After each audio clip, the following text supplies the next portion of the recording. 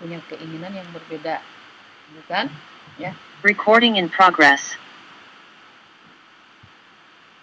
Ya, tetapi tetap kita harus berada di dalam koridor atau di dalam aturan yang berlaku saat ini.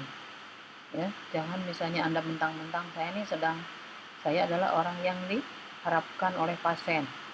Ya, sayalah yang akan diminta tolong. Anda merasa sedang berkuasa. Gitu ya. Anda bisa sewenang-wenang terhadap pasien, itu tidak bisa. Tetap ya, ada aturan ya, payung hukum yang akan bisa menuntut Anda kalau Anda melakukan satu malpraktek. Jadi satu kesalahan dianggap salah ya. Jadi menyimpang dari hukum yang berlaku ya. Kita lihat di sini nih. Kita ada kode etik ya. Anda nanti bisa di-download bisa ya. Ataupun mau beli bukunya kode etik keperawatan itu ada. Ya, Anda harus tahu, harus baca. Kode etik ini apa? Ini adalah satu persyaratan profesi ya, yang akan memberikan penentuan untuk mempertahankan dan meningkatkan standar profesi. Jadi ada standar, ada SOP gitu kan, ada prosedur, ada alur yang akan mengawal atau membuat Anda tetap berada di koridor yang benar. Nah, dalam keperawatan, kode etik ini bertujuan sebagai penghubung antara Anda sebagai perawat dengan tenaga yang lain ya, tenaga medis yang lain, dengan pasien, klien, dan tenaga kesehatan, sehingga tercipta kolaborasi yang maksimal. Karena tetap Anda tidak akan bisa bekerja sendiri. Ya, Anda harus selalu melakukan kolaborasi. Nah, ini adalah ada beberapa payung hukum, regulasi ya, yang harus Anda taati, Anda tahu. Pertama adalah Undang-Undang Nomor 38 Tahun 2014. Ya, undang-undang ini adalah tentang keperawatan. Jadi Anda baca di dalamnya perawat itu apa, ya. Kemudian tanggung jawab Anda, hak Anda itu ada di ya undang-undang. Nah, di dalam pasal 2 Undang-Undang 38 ini terdapat klausal praktik keperawatan ya. Praktik keperawatan ini berajaskan pri kemanusiaan, nilai ilmiah karena Anda memiliki ilmu pengetahuan, berdasarkan etika ya dan profesionalitas, berdasarkan ajas manfaat ya, berdasarkan harus ada keadilan, perlindungan, kesehatan dan keselamatan pasien. Nah, hal-hal ini harus Anda pahami, Anda pegang aturan ini ya. Tidak boleh keluar dari ajas ini. Ya.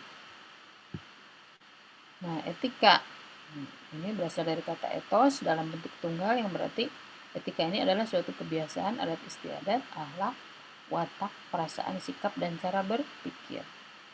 Dalam bentuk jamak eta gitu ya. Yang berarti adalah adat kebiasaan. Jadi etika ini bisa diartikan sebagai ilmu tentang apa aja yang bisa dilakukan atau ilmu tentang adat kebiasaan. Contohnya yang lebih mudah, ada etika makan. Apa bedanya etika dan etiket? Coba, apa bedanya? Etika dan etiket. Etika makan, etiket makan. Sama nggak?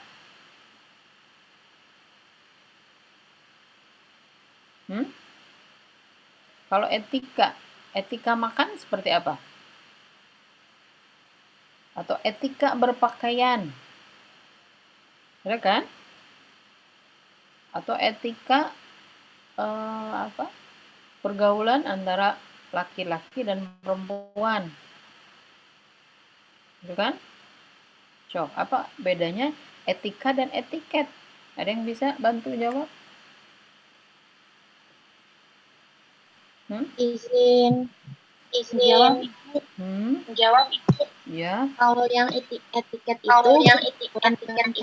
gimana? Suatu perbuatan harus tapi kalau yang tidak membatasi diri bagaimana yang harus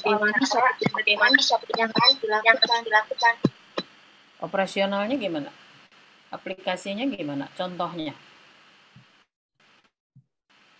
Itu kan secara definisi ya. Kalau yang etiket itu dianggap jangan kayak seperti gaya bicara, gaya berpakaian. Itu apa? Etiket. Etiket ya. Kalau etika?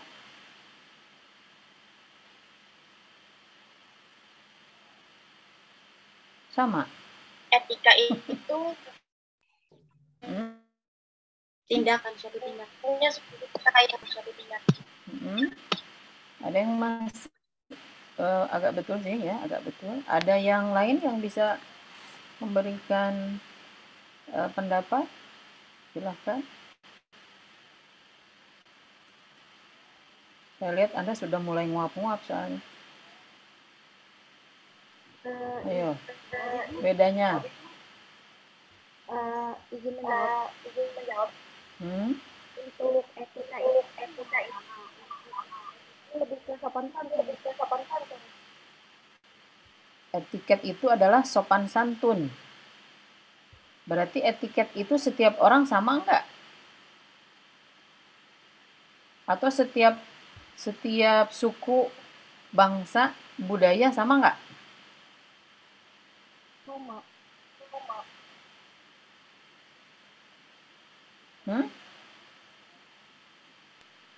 Coba.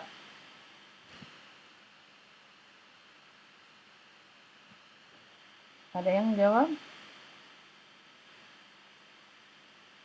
Di Sunda seperti apa?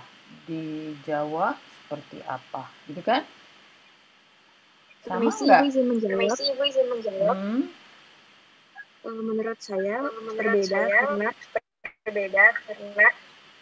setiap daerah dan lingkungan masyarakat itu kebudayaan atau adat istiadat yang berbeda. Contohnya? Contohnya kayak kalau di Sunda atau di Bandung, pakaian yang minim gitu ya Bu, itu paling murah, sedangkan jika di Bali murah karena itu memang tempatnya dan di sana seperti itu, ada wisatawan asing dan di sana ada tempatnya karena ada pantau. Menurut kamu itu bagus enggak? Menurut saya tidak ya, Bu. Karena kebanyakan memakai itu tadi, sedangkan orang lokalnya berkehidupan seperti ada kebaya Bali gitu, Bu. Jadi begini, kalau gitu ya. Jadi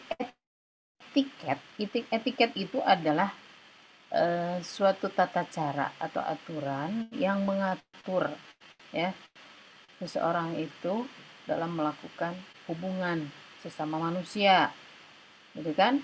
Makan misalnya, harus kalau makan sendoknya tidak boleh berbunyi. Itu etiket apa etika? Etiket, ya. Misalnya kalau makan, kan ada orang yang kalau orang tua suka bilang jangan ceplak, atau tahu ceplak nggak? Kalau orang Sunda mah tahu ya. Kalau makan itu berbunyi gitu, ya, itu sopan. Atau ada juga yang bilang kan kalau ada yang sendawa gitu ya, gitu kan. Nah, kan kalau orang tua bilang ih tidak sopan gitu kan, ya, atau menguap tidak ditutup. Nah, itu semua adalah etiket, gitu kan? Tapi kalau etika itu lebih menyangkut nilai-nilai moral, ya. Jadi norma-norma gitu yang berlaku di suatu daerah. Itu. Jadi nilai yang berlaku di sana itu seperti apa sih? Mungkin tadi kamu bilang tadi di Bali, di pantai, ya itu kan orang barat ya. Orang barat mungkin berbeda etika dan etiketnya, ya tidak sama dengan kita. Nah, tapi kalaupun Anda orang Indonesia gitu ya, Anda menganggap bahwa tidak berpakaian seperti itu tidak masalah menurut nilai-nilai moral Anda, nah berarti itu adalah etika nilai-nilai pribadi Anda, gitu kan? Atau Anda sebagai orang timur lah gitu kan, masih ada kan kalau orang tua kalau perempuan itu jangan pergi-pergi malam gitu kan. Tapi Anda sudah mungkin Anda menganggap ini sudah zaman modern kan, sama aja sih laki-laki dan perempuan juga boleh pulang malam misalnya. Nah itu berarti kembali lagi ke nilai atau norma yang Anda pegang. Nah, itu yang namanya etika. Kalau etiket lebih kepada tata cara Anda bergaul, gitu ya. Cara makan, cara duduk, cara bicara. Nah, itu adalah etiket. Tapi kalau etika kembali lagi ke nilai, ya, atau norma yang Anda pegang menjadi satu prinsip hidup. Nah, itu adalah etika. Ya, paham nggak? Gitu ya. Nah, jadi etika keperawatan juga ada gitu. Ya. Jadi nilai-nilai moral-moral atau sikap yang Anda pahami, yang Anda percayai, gitu kan? Yang Anda anggap benar. Nah, itu etika. Kita lihat menurut Potter and Perry bahwa etika itu berhubungan dengan bagaimana seseorang itu harus bertindak dan bagaimana mereka melakukan hubungan dengan orang lain. Ini kembali lagi tapi ke nilai-nilai yang atau pedoman hidup yang Anda percayai, yang Anda pegang. Etika kita apa? Yaitu kode etik, ya. Kalau perawat itu kita memiliki kode etik. Nah, undang-undang kembali lagi di sini pasal 37 di sini ya, memberikan pelayanan keperawatan sesuai dengan kode etik, standar pelayanan keperawatan, standar profesi, standar prosedur operasional dan ketentuan peraturan perundang-undangan. Nah, ini Anda bisa lihat ya di buku di undang-undang ini dan buku kode etik, di situ ada standar pelayanan keperawatan itu seperti apa. Salah satu contohnya misalnya standar dalam melakukan asuhan keperawatan akan dimulai dari pengkajian. Ya, pengkajian apa yang akan dilakukan, setelah pengkajian kemudian Anda analisa data, ya. Setelah analisa data Anda membuat diagnosa keperawatan, setelah diagnosa Anda intervensi rencana, ya. Kemudian Anda membuat implementasi, melakukan implementasi tindakan keperawatan dan mengevaluasi. Nah, itu salah satunya contoh standar pelayanan keperawatan Anda. Jadi Anda bekerja itu tidak boleh langsung implementasi, harus dari mulai pengkajian dahulu. Itu, ya. Nah, kalau standar profesi kita ini kan ada profesi D3 misalnya ya. Ada perawat yang sudah S1 sarjana, ada spesialis, nah itu, ya. Dan standar prosedur operasional contohnya misalnya Anda akan melakukan ganti balutan. Nah, itu ada standarnya, prosedurnya harus apa dulu sih? Gitu ya. Alat yang disiapkannya apa, langkah-langkahnya seperti apa. Awalnya misalnya inform konsen dulu, ya, baru kemudian melakukan tindakan. Gitu ya. Nah, kemudian kita lihat etika keperawatan menurut Cooper ya dalam Potter and Perry ini, bahwa etika itu dihubungkan dengan hubungan antar perawat terhadap orang lain. Sedangkan menurut Loren, etika keperawatan merupakan tuntunan bagi profesi keperawatan. Ya. Kita lihat selanjutnya kode etik. Kode etik adalah pernyataan standar profesional yang digunakan sebagai pedoman dalam berperilaku dan akan menjadi kerangka kerja. Menjadi kerangka kerja untuk membuat keputusan. Jadi kalau Anda merawat pasien, nah Anda lihat apakah yang Anda akan lakukan ini menyimpang tidak dari kode etik keperawatan. Ya, kalau menyimpang berarti Anda melanggar aturan. Ya, tidak sesuai kode etik, Anda dianggap malpraktek, Anda bisa digugat. Ya, dianggap salah tindakan Anda. Nah, kemudian kode etik juga adalah aturan yang berlaku untuk seorang perawat Indonesia dalam melaksanakan tugas atau fungsinya, ya, di mana kode etik perawat nasional Indonesia ini ya, ini ada ya. Aturannya itu kita ini adalah kode etik perawat nasional Indonesia. Jadi seorang perawat harus selalu berpegang teguh terhadap kode etik ini, ya, sehingga jika ada pelanggaran nih itu bisa dihindarkan. Nah, kemudian kita lihat pertanyaan etik. Apakah perbedaan hukum dan etik dan hubungannya dalam keperawatan? Ada yang bisa jawab? Apa bedanya hukum dan etik? Sama enggak?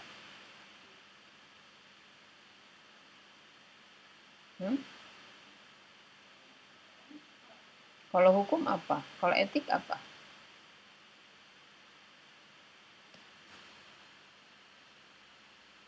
Silahkan.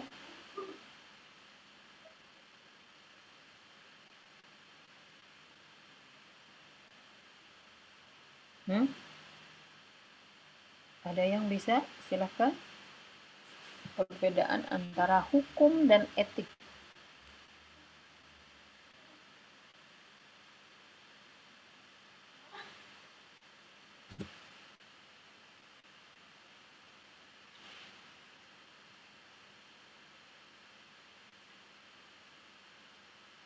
Silakan.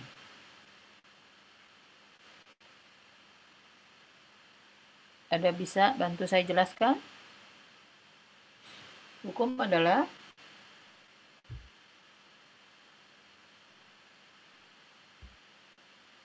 Izin menjawab, Ibu. ya, Pak Ade Ajeng. Untuk Ya, Ade Ajeng. perbedaannya, kalau etika itu tidak tertulis. Kalau hukum itu tertulis. Etik itu tidak tertulis, hukum itu tertulis. Bisa. Ada lagi yang bisa memberikan pendapat? Izin menjawab. Laila, ya silahkan. Kalau etik itu hanya mengenai siapa nih yang jawab? orang atau profesional tertentu. Sedangkan kalau hukum sekumpulan peraturan yang terdiri atas norma dan sanksi dengan tujuan untuk menciptakan ketertiban dalam sosialisasi antar manusia. Bisa. Ada lagi? Seorang lagi, silakan. Kalau menurut saya itu sifatnya mengatur anggota. Kalau untuk itu sifatnya untuk mengarah individunya berbuat atau tidak. Bisa. Masih ada yang masih pendapat? Izin menjawab, Ibu. Ya, mangga. Perbedaan etika dan hukum kalau di hukum itu undang-undangnya dibuat oleh pemerintah yang mungkin regional, nasional maupun internasional. Kalau etika itu diatur oleh norma individu. Mungkin seperti itu. Ya, betul semuanya ya. Jadi kalau hukum itu jelas, ada bukunya gitu istilahnya Maya. Ada bukunya, disahkan oleh satu lembaga yang diakui gitu ya. Tapi kalau etika biasanya kan hanya dipakai oleh sekelompok ya individu, misalnya satu daerah, satu negara gitu kan ya. Hukum tuh bisa saja sih sama, ada hukum internasional kan berlaku bagi semua negara. Tapi kalau etik mah tidak ada etika atau jarang lah etika itu dipergunakan di seluruh dunia gitu, atau bahkan di satu negara juga etik itu akan berbeda-beda ya, tergantung pada tadi nilai-nilai, norma, adat kebiasaan di suatu daerah gitu ya. Nah, kita lihat di sini proses penanganan jika ada satu pelanggaran yang dilakukan ya. Etika itu misalnya nih, masalah moral itu menyangkut baik buruk. Disiplin itu adalah standar profesi atau perilaku dan pelayanan ya. Jadi disiplin seseorang itu tergantung pada standar profesi gitu ya. Kalau hukum disebutnya adalah pelanggaran hukum, jadi seseorang dikatakan benar atau salah, itu kalau hukum ya. Bentuknya seperti apa nih? Etika itu bentuknya kode etik, kalau disiplin itu peraturan disiplin profesi, kalau hukum undang-undang, PP, keputusan menteri ya, itu keputusan presiden. Nah, itu bentuknya hukum. Ada bukunya kan, jelas. PP nomor sekian gitu kan, undang-undang nomor sekian gitu ya. Kalau etika mah ini tadi, kalau di kita ada kode etik. Tapi kalau sanksi disiplin nih ya. Kemudian norma. Kalau norma etika itu norma disiplin internal ya. Disiplin itu contohnya pengaturan disiplin profesi. Kalau hukum itu pengaturan norma-norma hukum ya, ada normanya kan, ada aturannya. Sanksinya apa? Kalau etika itu sanksinya adalah moral, hati nurani, atau dikucilkan misalnya, gitu kan. Kalau disiplin mungkin sanksinya adalah berupa teguran dulu gitu kan, kemudian diberikan edukasi lagi ya, diberikan pelatihan misalnya ya, kemudian atau pencabutan surat izin praktek, surat izin melaksanakan praktek ya, atau surat registrasi perawat misalnya itu dicabut. Itu kalau seorang perawat melakukan pelanggaran disiplin. Tapi kalau hukum mah sanksinya adalah penjara atau didenda ya. Ruang lingkupnya apa? Perilaku profesional, etika. Kalau disiplin ruang lingkupnya kompetensi. Kalau hukum, peraturan hukum dalam melakukan pelayanan keperawatan. Eksekutornya siapa? Kalau etika itu majelis norma etik keperawatan. disiplin itu majelis tenaga kesehatan, kalau hukum eksekutornya adalah hakim. Nah, ini ya beberapa hal yang berkaitan dengan tadi hukum dan etik. Kita lihat ya, kasus etik contohnya ya. Bila terjadi kelalaian di rumah sakit yang menyebabkan pasien meninggal, apakah institusi bertanggung jawab atau hanya perawat yang bersangkutan yang melakukan kesalahan atau kelalaian yang bertanggung jawab? Nih, menurut Anda siapa kalau melihat peraturan tadi? Di rumah sakit ya, ada pasien meninggal. Siapa yang bertanggung jawab? Rumah sakitnya atau si perawatnya? Coba. Sakitnya Ibu. Institusinya, Bu. Si rumah sakitnya, si perawatnya bebas. Tidak. Dua-duanya. Ada berbagai macam dulu kasus kan? Apa dulu tuh? Kalian tahu nggak yang waktu siapa sih waktu itu? Yang akhirnya seluruh masyarakat banyak yang membantu pakai koin itu ya? Apa sih, saya lupa namanya dulu. Ada kesalahan sehingga menyebabkan anak dari si pasien itu meninggal kan? Ya. Memang sih masyarakat menuntut si rumah sakit gitu ya. Tapi ya tidak bisa seperti itu kalau kita melihat yang ini. Ya. Itu akan dilihat apakah kasus itu masuk ke ranah etika, pelanggaran disiplin, atau masuk dalam pelanggaran hukum. Siapa yang memutuskan? Kita tidak bisa memutuskan. Kalau ternyata menurut payung hukum itu kesalahan secara hukum dia pelanggarannya, maka harus kita serahkan kepada hakim. Tapi kalau ternyata dia dianggapnya melanggar disiplin, maka majelis tenaga kesehatan. Tapi kalau itu hanya berupa masalah etika, maka majelis kehormatan etik keperawatan. Jadi kalau ada satu kasus terjadi di rumah sakit, nih biasanya yang pertama menangani adalah ini majelis dulu, ya. Nanti setelah dianggap masalah itu ternyata, wah ini mah ternyata berupa kelalaian disiplin, ya. Misalnya saat merawat ternyata pasien tidak mau perawat itu tidak menggunakan protap, prosedur, ya. Prosedurnya misalnya salah, gitu kan? Misalnya masang infus kan dulu misalnya harusnya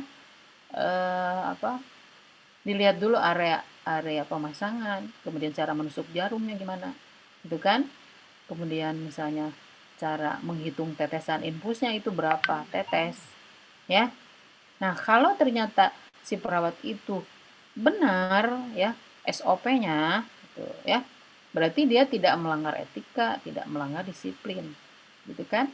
Tapi kalau ternyata betul saat itu misalnya si perawatnya itu teledor, dia tidak protapnya tidak dipergunakan, dia bisa masuk ke dalam sanksi etika, mungkin dia masuk disiplin juga dia melanggar. Nah, mungkin bisa langsung ke hukum nih, kepada payung hukum, gitu kan? Karena dianggap kelalaian individu, gitu ya. Rumah sakitnya gimana? Sejauh mana dia pertanggungjawabannya, gitu kan? Bisa juga dituntut baik rumah sakit maupun si perawat. Tapi biasanya oleh organisasi profesi kita si perawat itu akan ditelusuri dulu gitu ya.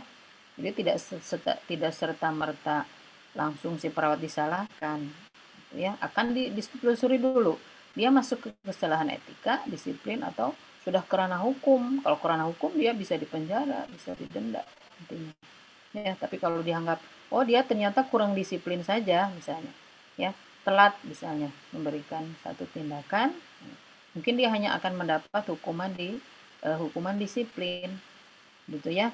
Jadi mungkin hanya ditegur atau mencabut izin perawatnya. Paling parah ini mencabut izin perawat ya, berarti dia tidak boleh dia bekerja sebagai perawat gitu kan. Atau mungkin izin perawatannya hanya beberapa tahun misalnya ya, itu sesuai dengan dilihat kode etik. Di kode etik itu ada kalau sanksi kesalahannya seperti apa-apa, berarti disiplinnya pencabutannya berapa lama misalnya. Ya, memang sih kedua-duanya itu. Rumah sakit juga mungkin lalai, ya, gitu ya, tidak ada. Kalau misalnya ternyata diketahui di rumah sakit itu tidak punya buku regulasinya misalnya ya. Nah, berarti rumah sakit yang salah. Ya perawat tidak akan lepas dia gitu kan dari kesalahan yang dia lakukan juga. Tapi tadi kalau perawat dilihat apakah secara etika, secara disiplin atau masuk ke ranah hukum, gitu ya. Nah, itu kalau ada beberapa kasus ini tidak akan begitu saja ya dijudge atau diputuskan misalnya salah perawat, salah rumah sakit, enggak. Itu akan ditelusuri dulu mana ya ini kesalahannya ada di mana ya. Tapi tetap ya, makanya kita harus hati-hati jangan sampai kita melanggar protap, melanggar SOP. Anda harus tahu berarti kode etik maupun SOP ya, standar operasional prosedur tindakan apapun itu Anda harus tahu ya, karena kita adalah profesi yang diakui, profesi yang legal, profesi yang resmi gitu ya, jadi aturannya juga resmi. Nah, kita lihat di sini prinsip moral dalam praktek keperawatan ya. Kita mempunyai prinsip otonomi, beneficiency, justice, confidentiality, veracity, avoiding killing atau non-malefficiency, fidelity, dan akuntabilitas. Kita lihat satu-satu. Nah, otonomi. Otonomi itu adalah menghormati keputusan pasien untuk menentukan nasibnya. Dalam hal ini setiap keputusan medis ataupun perawatan harus ada persetujuan. Walaupun tindakan itu Anda anggap itu sangat penting dan akan membuat nyawa pasien itu tidak akan tertolong ya, tetap kita harus menghormati keputusan pasien. Ya, pasien itu misalnya harus dioperasi, harus wajib. Tapi pasien tidak mau, ya kita tidak bisa memaksa. Ya, kita harus menghormati ini, prinsip otonomi ya. Tapi kita harus ada persetujuan dari pasien. Jadi harus ada bukti tertulis bahwa kita sudah menyampaikan, tapi pasien tidak menyetujui. Jangan sampai tidak ada legal aspek, tidak ada kertas gitu kan, yang ditandatangani pasien bahwa dia tidak mau ya dilakukan satu tindakan. Tuh. Kemudian yang kedua adalah beneficiency, yaitu kemurahan hati, yaitu keharusan untuk berbuat baik kepada pasien. Setiap tindakan medis dan keperawatan harus ditujukan untuk kebaikan pasien, bukan kebaikan perawat. Ingat, ya, bukan untuk keuntungan Anda sebagai perawat, bukan. Jadi melakukan yang baik untuk mengimplementasikan tindakan yang menguntungkan untuk pasien dan keluarga. Contohnya apa? Kita melakukan tindakan untuk kebaikan pasien, bukan kebaikan Anda. Anda memang adalah nanti akan menyertai keuntungan Anda. Ya, merawat satu pasien, membuat askep, itu adalah ada askep, asuhan keperawatan yang Anda buat, ditulis dengan rapi, dengan baik, itu akan membantu Anda, mempermudah Anda untuk naik pangkat. Naik pangkat, naik golongan, tentu akan meningkatkan kesejahteraan Anda, meningkatkan gaji Anda. Ya, itu dari segi Anda sebagai perawat. Ya, tapi dari segi pasien, nah ya itu harus benar-benar untuk keuntungan kebaikan pasien. Jangan Anda tidak melakukan asuhan keperawatan, tapi Anda membuat catatan asuhan keperawatannya karena Anda perlu untuk naik pangkat. Nah, itu salah. Ya, atau Anda melakukan tindakan karena Anda ingin dipuji atau Anda ingin dibayar oleh pasien. Ya, karena Anda begitu perhatian pada pasien. Anda ingin ada timbal balik. Itu tidak boleh ya, itu bukan prinsip dari kita ya, keperawatan.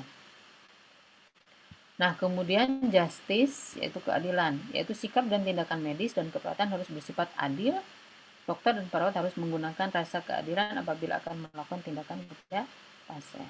Pasien itu mau miskin, mau kaya, mau cantik, mau jelek ya, dari kota, dari kampung, harus adil Anda, harus sama memperlakukan ya. Kemudian kita lihat adalah veracity atau jujur. Nah, ini berkaitan dengan kewajiban berat untuk mengatakan sesuatu kebenaran, tidak berbohong atau menipu orang lain. Bagaimana kasusnya kalau misalnya ternyata pasien mempunyai penyakit yang kalau dikatakan akan membuat pasien shock, stres, kemudian meninggal? Apa yang Anda lakukan berhubungan dengan kejujuran ini? Coba.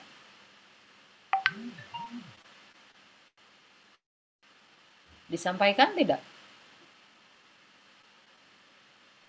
Anda kan harus jujur. Disampaikan. Terus meninggal pasiennya.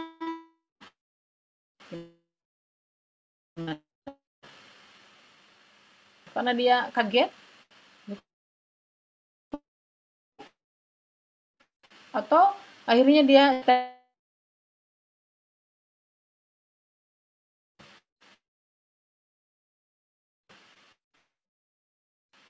pasiennya tidak mau makan, kan? Nah, bagaimana dengan prinsip kejujuran ini? Apa yang Anda akan lakukan Anda sebagai seorang perawat?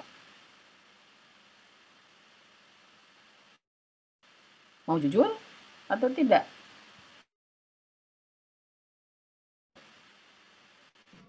Jujur, Bu. Jujur, Ibu. Mau jujur, biar walaupun nanti kemudian pasien meninggal.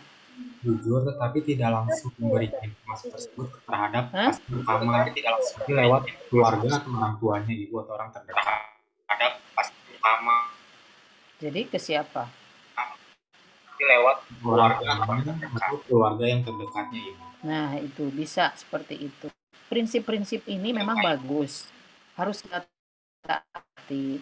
Tapi Anda juga harus melihat lingkungan, kondisi pasien, ya. Wah, saya kan ini prinsip saya jujur, kan?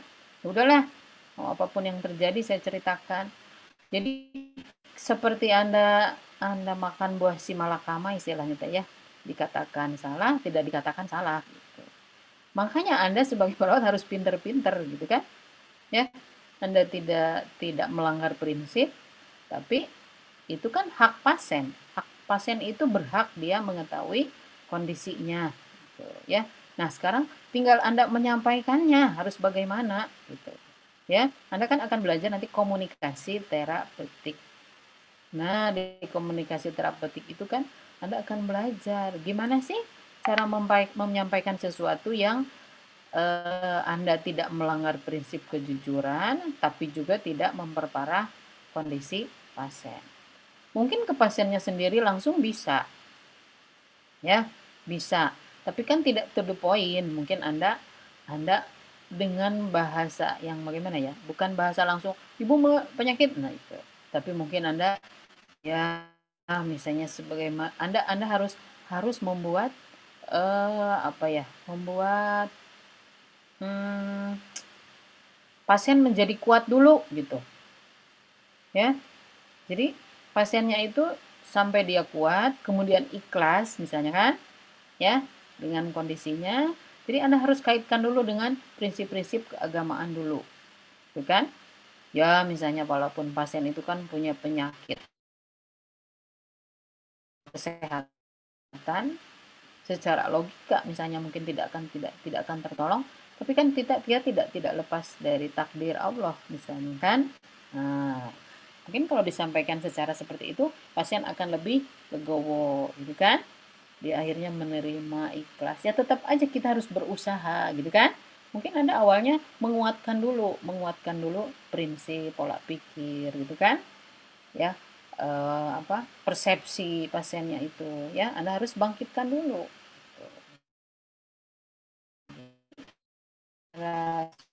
Spiritual dulu Anda harus kuatkan pasiennya.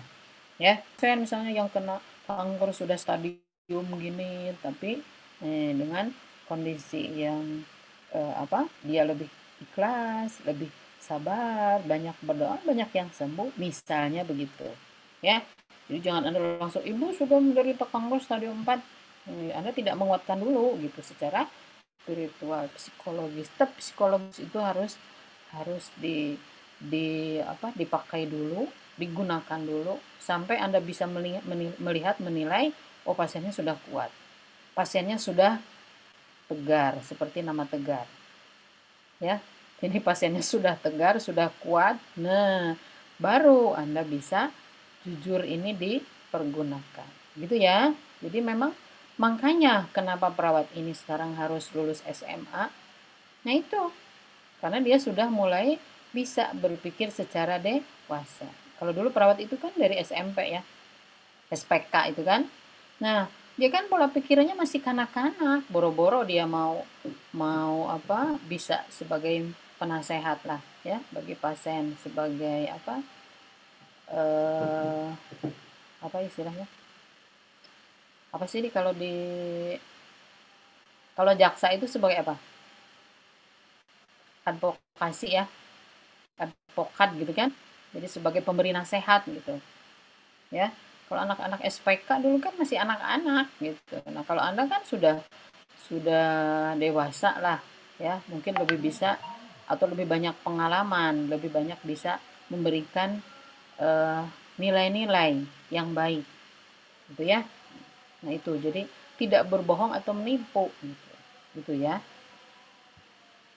Kita lihat non malefisiensi, tidak merugikan, itu keharusan untuk menghindari berbuat yang merugikan pasien. Setiap tindakan medis dan perawat tidak boleh memperburuk keadaan pasien. Jadi contohnya prinsip steril. Prinsip steril itu harus benar-benar Anda terapkan. Jangan sampai Anda berpikir ya, wah ini mah hanya alat misalnya Anda pakai ya, alat itu kebetulan harusnya steril, tapi kebetulan kena selimut pasien misalnya, atau tidak sengaja terkena pakaian Anda misalnya, si pinset misalnya Anda pakai ya, berarti kan itu sudah tidak steril sebetulnya. Tapi Anda berpikir, nggak ada yang melihat ini, nggak tahu ini pasien juga prinsip steril, ya, itu berarti Anda sudah melakukan hal-hal yang tidak merugikan pasien. Nah, kalau terjadi setelah Anda rawat pasien kemudian mengalami infeksi, ya, nah itu kembali lagi ke tadi, kesalahan yang Anda lakukan itu secara etika, secara disiplin, atau bisa masuk ke ranah hukum, ya, kembali lagi tadi, ya. Nah, kemudian kita lihat konfidensialitas, kerahasiaan. Pasien harus bisa menerima bahwa informasi yang diberikan itu akan dihargai dan tidak disampaikan atau dibagikan kepada pihak lain secara tidak tepat ya.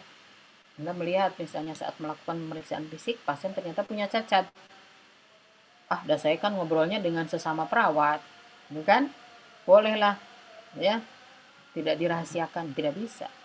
Anda harus bisa memegang rahasia itu oleh diri Anda sendiri, kecuali untuk keperluan keperawatan atau untuk keperluan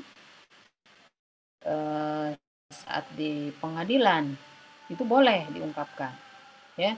Tapi kalau hanya sekedar Anda ingin berbagi informasi dengan sesama tenaga kesehatan itu tidak boleh ya.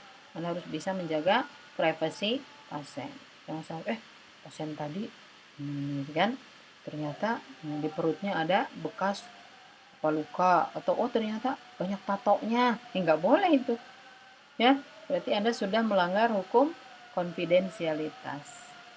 Ini terutama perempuan nih ya, kan mau senengnya itu ngobrol ngalor ngidul, akhirnya cerita kondisi pasien, atau pasien itu tahu nggak dia tuh artis bohongan misalnya ya, atau itu sebetulnya orang miskin. Itu sudah melanggar konfidensialitas nih ya. Tolong, itu Anda dianggap akan melanggar hukum, atau tiba-tiba didengar oleh wartawan, viral lah ya. Nah, siapa itu yang menyampaikannya? Perawat Papat Siti Ropiah katanya. Waduh, itu ya, itu sudah dianggap melanggar, Anda bisa dituntut itu ya, baik secara disiplin maupun secara hukum kalau pasien merasa dirugikan ya. Hati-hati ya Anda nanti kalau sudah jadi perawat, ucapan, perilaku, perbuatan Anda itu akan selalu ada yang memonitor, seolah-olah Anda hidup itu di dalam CCTV ya. Itu akan di mana-mana. Kalau tidak ada yang tahu, ada ya yang mengatur, pencipta kita. Nah, Allah Subhanahu wa taala akan menjadi menjadi payung hukum yang benar-benar itu ya. Ini akan selalu berlaku. Nah, kesetiaan. Kesetiaan ini berkaitan dengan kewajiban untuk selalu setia dan sepakat dengan tanggung jawab yang telah dibuat.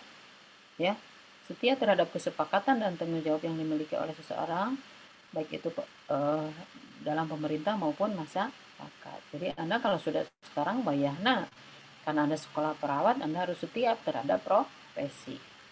Bukan? Jadi Anda jangan murtad dari perawat nantinya.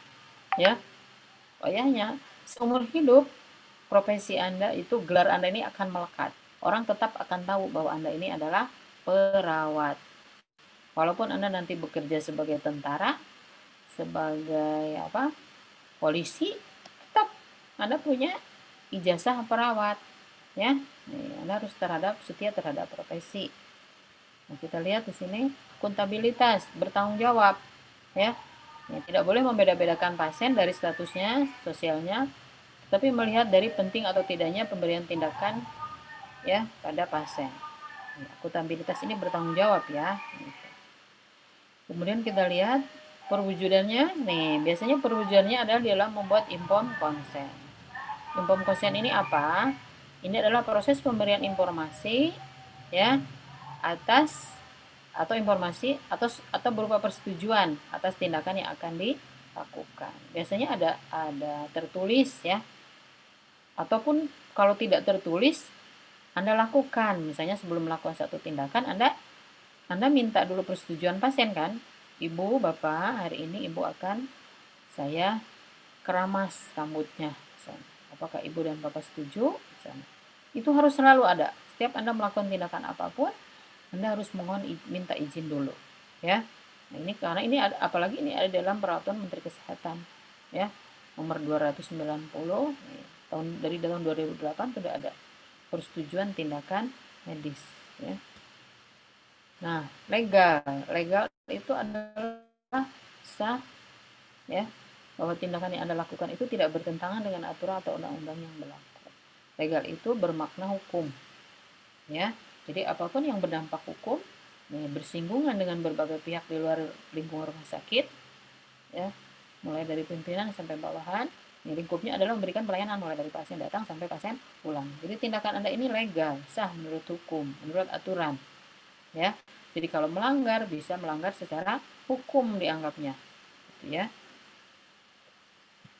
Nah, kemudian tata hukum di Indonesia, lihat aja lah ya Anda ya, ada Undang-Undang 45, ada TAP MPR, peraturan presiden, Kepres, Permenkes, Kemenkes gitu ya. Ini akan dilihat kalau Anda melakukan satu kesalahan, akan dilihat semua. Apakah Anda melanggar undang-undang, TAP MPR, peraturan gitu ya. Itu akan dilihat. Kemudian fungsi hukum dalam praktek perawatan adalah memberikan kerangka untuk menentukan tindakan mana yang sesuai atau tidak sesuai hukum. Akan membedakan tanggung jawab perawat dengan profesi lain ya. Akan berbeda. Membantu menentukan batas-batas kewenangan Anda itu di mana.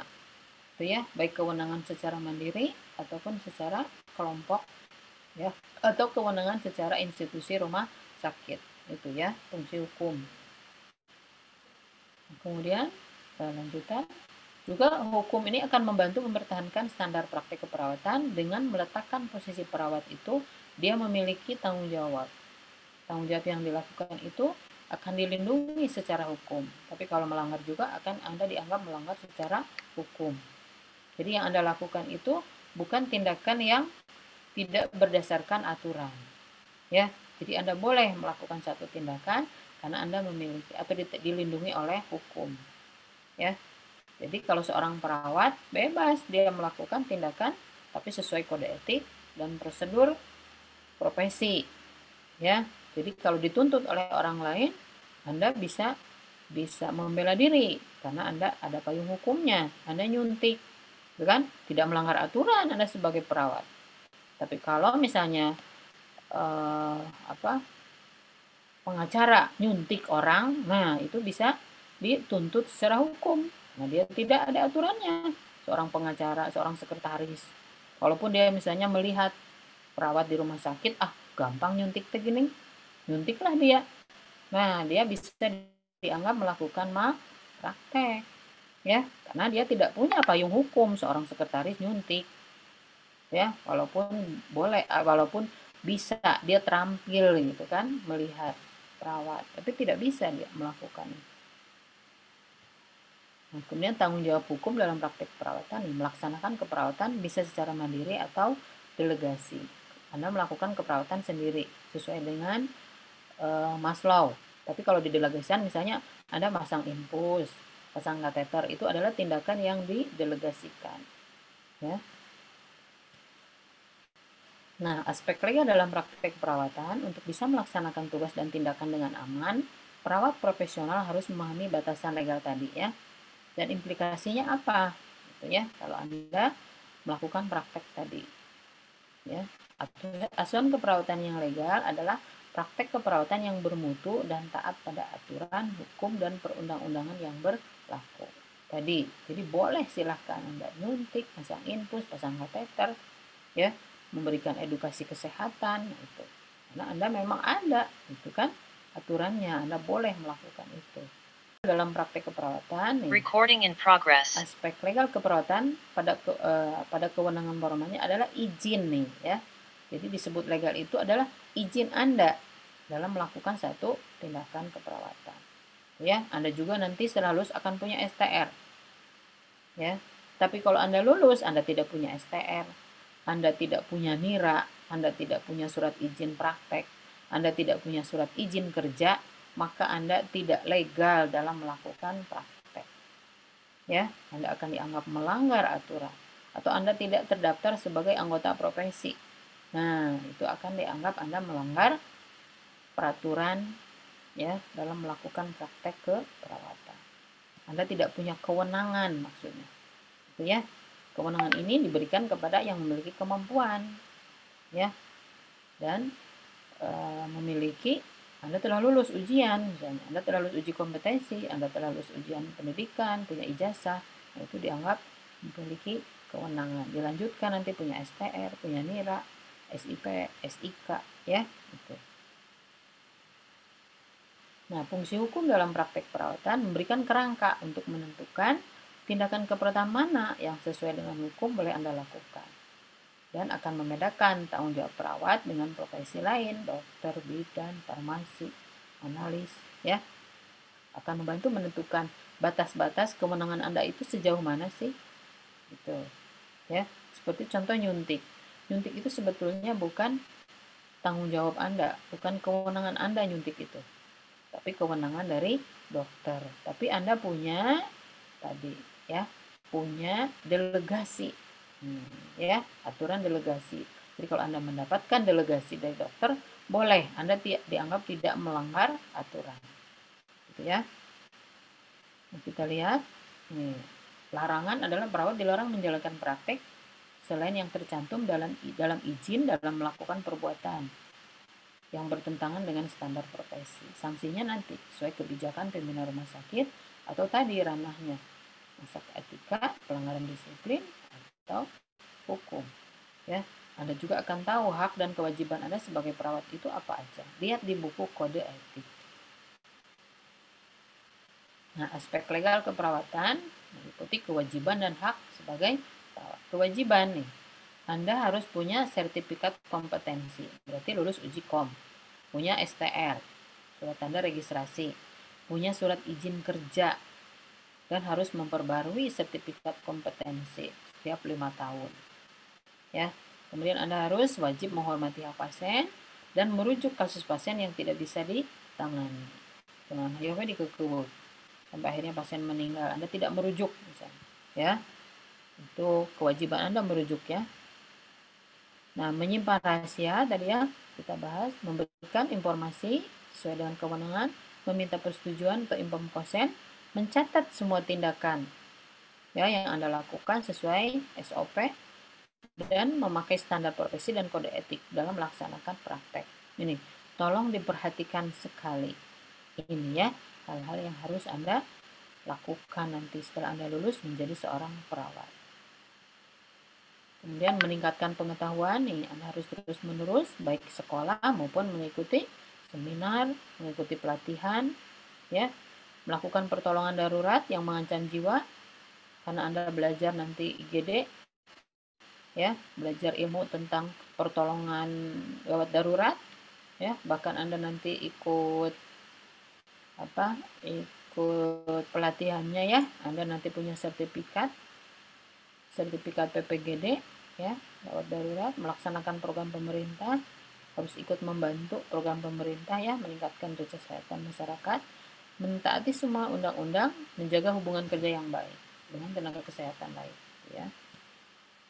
Nah, hak perawat, hak Anda apa sih? Mengendalikan praktik keperawatan sesuai diatur oleh hukum, mendapat upah, itu hak Anda ya. Nanti yang Anda lakukan itu akan dibayar. Bekerja di lingkungan yang baik, ya, itu hak Anda. Kalau lingkungannya ternyata membahayakan, ya, akan mencelakakan Anda, itu Anda berhak untuk keluar dari tempat bekerja itu. Ya, hak mengembangkan profesional Anda, jadi Anda punya hak untuk melanjutkan pendidikan. Hak Anda itu sekolah nanti ke S1, S2, S3. Hak Anda adalah menyusun standar praktek dan pendidikan keperawatan. Itu hak-hak Anda sebagai perawat ya. Nah, batas tanggung jawab dalam keperawatan ya. Anda harus menjalankan delegasi dari tim lain ya.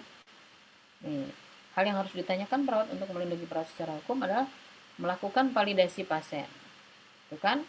Kalau Anda tidak yakin pasien ini punya hipertensi, lakukan pemeriksaan ulang. Itu maksud validasi. Ya. Kemudian mengevaluasi kondisi pasien. Ya, tanggung jawab Anda itu. Setelah menyuntik, ya Anda harus jangan langsung ditinggalkan begitu saja. Ya, Anda harus evaluasi. Jangan sampai setelah disuntik kemudian pasien pingsan. Itu berarti Anda melanggar tanggung jawab. Tanyakan dan catat pesan verbal dari pasien untuk mencegah kesalahan komunikasi. Kalau Anda tidak jelas mendengar pasien, order pasien ya misalnya, atau keluhan pasien, kemudian Anda bisa catat. Tolong pasien menulis gitu. Kalau suaranya tidak jelas karena ada gangguan komunikasi, itu harus tanggung jawab Anda ya, memperoleh informasi yang benar. Nah, melaksanakan intervensi keperawatan mandiri yang didelegasikan ya, atau Anda harus tahu kebijakan-kebijakan dan prosedur yang ditetapkan di tempat kerja. Itu wajib ya. Mencegah masalah hukum. Nah, Anda harus tahu hukum atau undang-undang yang mengatur praktek keperawatan itu apa. Jangan melakukan apapun yang Anda tidak tahu bagaimana cara melakukannya. Ya. Jangan Anda belum terampil pasang infus misalnya. Wah, bisalah sekalian belajar. Jangan. Ya. Apalagi Anda tidak tahu SOP-nya. Ya, bisa celaka nanti. Gitu ya maksudnya. Kemudian berpedoman pada standar praktek dan kode etik ya. Tetap perhatikan kondisi pasien dan keluarganya. Bekerja harus saling interdependensi dengan tenaga kesehatan yang lain. Komunikasi harus baik dengan pihak lain. Itu tanggung jawab Anda juga. Harus Anda membuat dokumentasi keperawatan. Harus akurat, objektif, dan lengkap. Dan jangan sekali-kali kalau dokumentasi Anda tulis itu dihapus. Kalau ada kesalahan itu coret, tapi masih terbaca. Jadi coret sekali, kemudian Anda paraf. Itu misalnya, ya. Itu adalah peraturan dalam membuat dokumentasi. Jangan Anda pakai pulpen sampai hitam, malu nanti dibaca orang lain. Ya, tidak boleh. Ya, itu melanggar aturan. Apapun yang Anda tulis kalau salah itu dicoret tapi masih bisa dibaca orang. Kenapa? Kira-kira harus begitu coba. Ada yang bisa kasih pendapat? Kenapa catatan perawat yang salah itu masih harus terbaca, tidak boleh dihapus atau ditip X?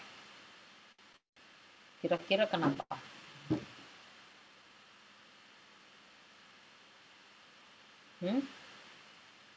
Coba, kalau Anda nulis kan, kalau masih dulu waktu SMP atau SMA, kalau Anda salah nulis kan, Anda oret-oret sampai hitam gitu kan, sampai si pulpen itu menutup semua tulisan yang Anda anggap salah tadi kan.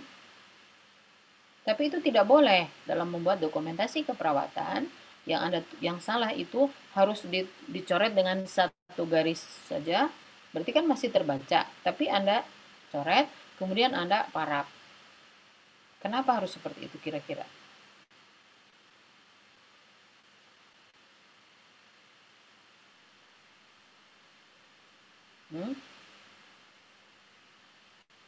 Kenapa?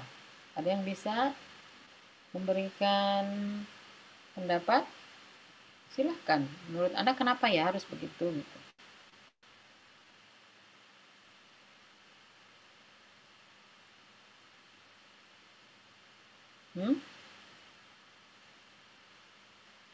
Itu prosedur atau etika, baik etika, hukum, peraturan, atau prosedur dalam membuat dokumentasi keperawatan. Selain itu, dokumentasi keperawatan itu harus menggunakan pulpen yang berwarna hitam, ya, atau biru. Tidak boleh pakai pensil, tidak boleh pakai pulpen yang berwarna merah. Kenapa lagi kira-kira? Coba.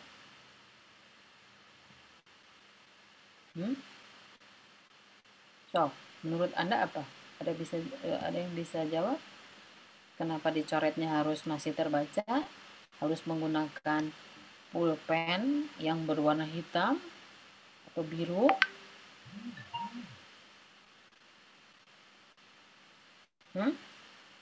Ini hubungannya dengan hukum ya. Ini kan kita sedang belajar hukum, regulasi, aturan. Apa kira-kira hubungannya dengan hukum? Ibu. Ya. Agar kurang jelas, Laila. Kurang jelas di sayanya gimana? Ada data. Nggak jelas sih. Ada yang bisa menjelaskan jawaban Laila tadi? Lep-lepan di saya, hilang-hilang. Atau saya apa ya? Nanti saya selesaikan dulu, kemudian saya share screen-nya, saya stop ya. Tapi pertanyaan tadi belum dijawab ya. Ini perlindungan hukumnya, lihat ya, undang-undang kesehatan ya. Ini soalnya sedikit lagi nih. Satu lagi. Nih. Jadi profesi perawat itu sangat rentan dengan pelanggaran etika dan moral. Ingat, ini perhatikan ya. Sangat rentan dengan pelanggaran etika dan moral. Untuk itu sebagai perawat tidaklah cukup Anda punya bekal keterampilan saja, tapi Anda harus paham ya etika keperawatan, undang-undang, hukum ya. Karena maksud dan tujuan dari aspek etika keperawatan adalah membantu perawat yang tertuduh nih, berarti yang terkena masalah secara Anda mendapat hal-hal yang tidak adil. Nah, itu ya.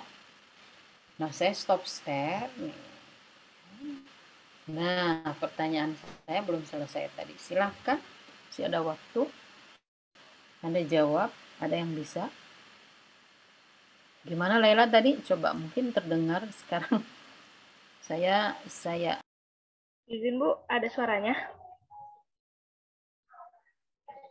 Menurut saya itu menulis ASKAP dengan cara mencoret hanya sekali itu agar tidak ada penyalahgunaan data dan lebih transparan, Ibu. Terima kasih. Silahkan, yang lain lagi. Betul? Betul. 7.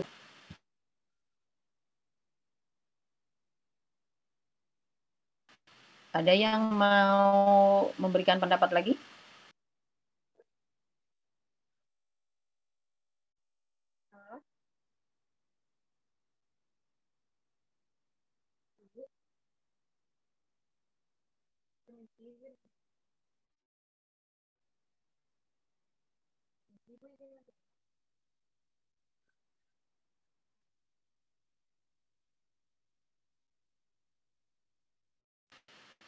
Silahkan.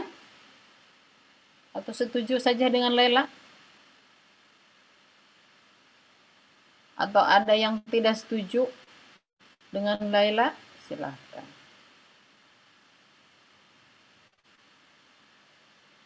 Kita diskusi.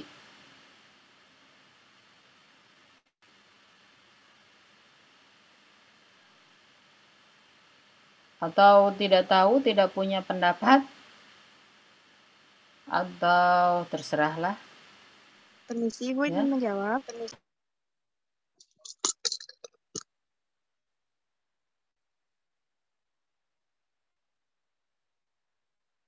Sebelumnya suara saya ada, Ibu?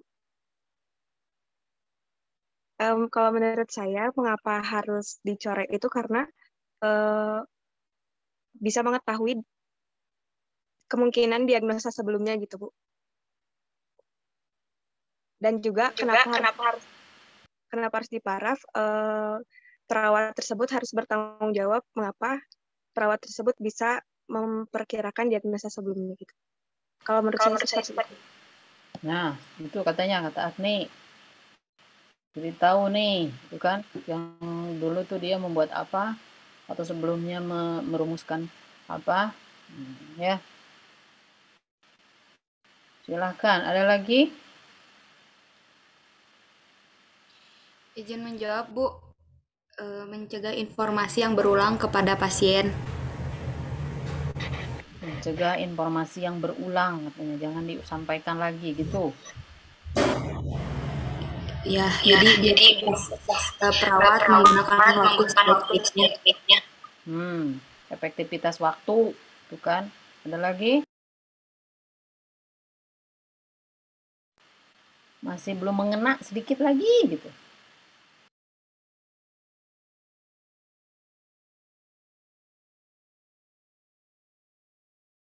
Silakan tuh. Laila, Agni, Kurani udah menjawab, yang lain? Silahkan, saya nggak akan menyalahkan ya.